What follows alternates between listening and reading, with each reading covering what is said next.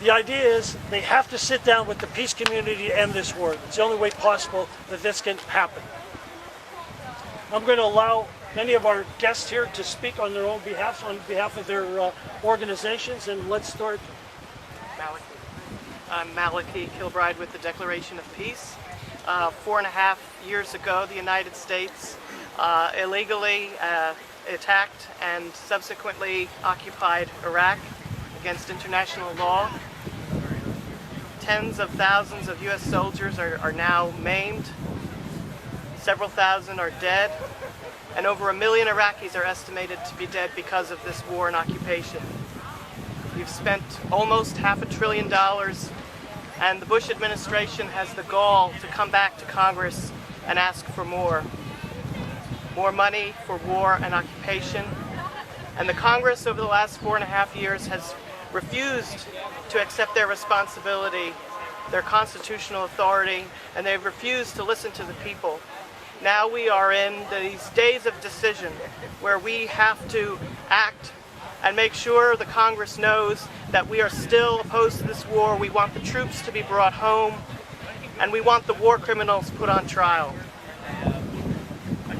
My name is Kevin Zeese. I'm here on behalf of Voters for Peace and Democracy Rising, along with Marcia Jansen, who's also with Democracy Rising. There's one group of people in the United States that's been right throughout this process, before the war began and throughout it, and that's the anti-war movement. We warned them what would happen. We were accurate in our predictions about the quagmire we're going to get into, and now we're in it. And it's become obvious that the Congress needs to talk to the anti-war movement, to talk to the peace movement about getting out of Iraq. There's only one way to bring stability to Iraq, and that's for the U.S. occupation to end. There's only one way to bring security to the United States, the current generation and future generations, and that's for us to stop creating enemies in the Middle East. The longer we stay in Iraq, the more likely that everything we fear is going to come true. Whether it's theocracy, whether it's denial of our access to oil, whether it's civil war, whether it's terrorism, anti-Americanism, whatever we fear becomes more likely every day we stay. And the Congress, in its funding of this, continued funding of this war, is complicit with President Bush in continuing this illegal and immoral war. It's time to stop this war now, talk to the peace community, and end this war today. So I'm Susan Green, and I live at Jonah House, and our community is completely against this immoral and illegal war. And just the thought of the weapons that we're using in Iraq, the depleted uranium weapons that are poisoning the Iraqi people and the Iraqi land for generations to come, causing birth defects and cancers, and poisoning our own troops, just that fact in itself would be enough to say, end the occupation, bring our troops home, and let's stop all war making.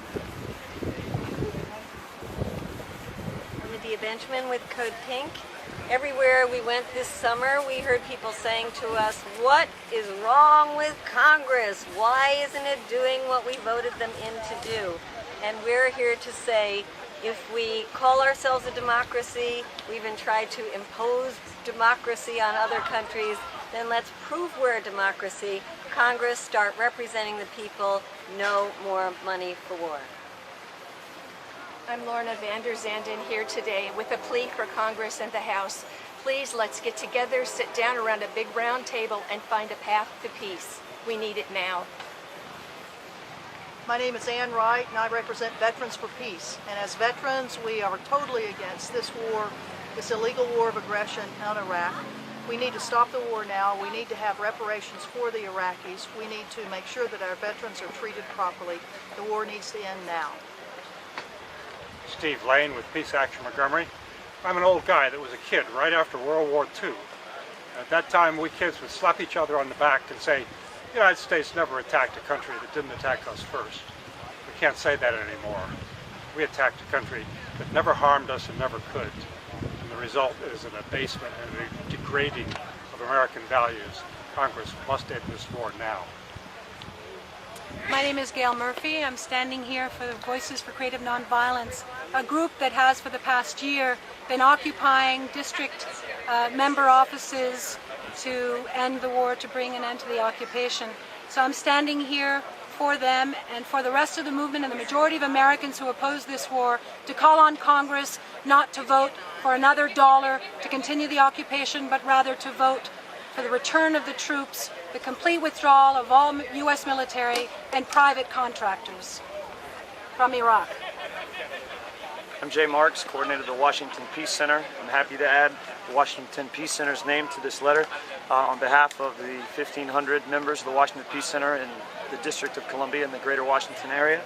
And I'd like to read just a little of this letter that is so good, talking about specifically the money going down the rabbit hole in Iraq. Is funding denied to the poor and the working middle class. Money for war is money denied to children, many of whom have no access to health care. Money for war is money denied to our struggling public schools. Money for war is money denied to desperately needed social services. And I would add, money for war is money denied to our infrastructure, such as bridges in Minneapolis, Minnesota, and it's almost worse, money denied towards the true crisis, the true danger facing our country and our planet. And we're standing here in front of a banner that says "Save the Earth in War." And folks here and folks around the world really understand the extent to which war, and this war in particular, adds to global warming, is driven by our addiction to oil. And what we need to do is send money in that direction to the development and deployment of renewable energy. And we ask Congress to do that, to stop wasting money on war and start focusing on the real problems that face us. My name is Bill Moyer. I'm the director of the Backbone campaign and happy to be here in Washington, D.C. to support all these great folks and the work that they're doing. We provide creative tools to the progressive movement. We're joining in on this letter because we think it's time for the Congress to show some backbone. They ought to be afraid for their jobs at this point when their ratings are 12% lower than a failing lame duck administration.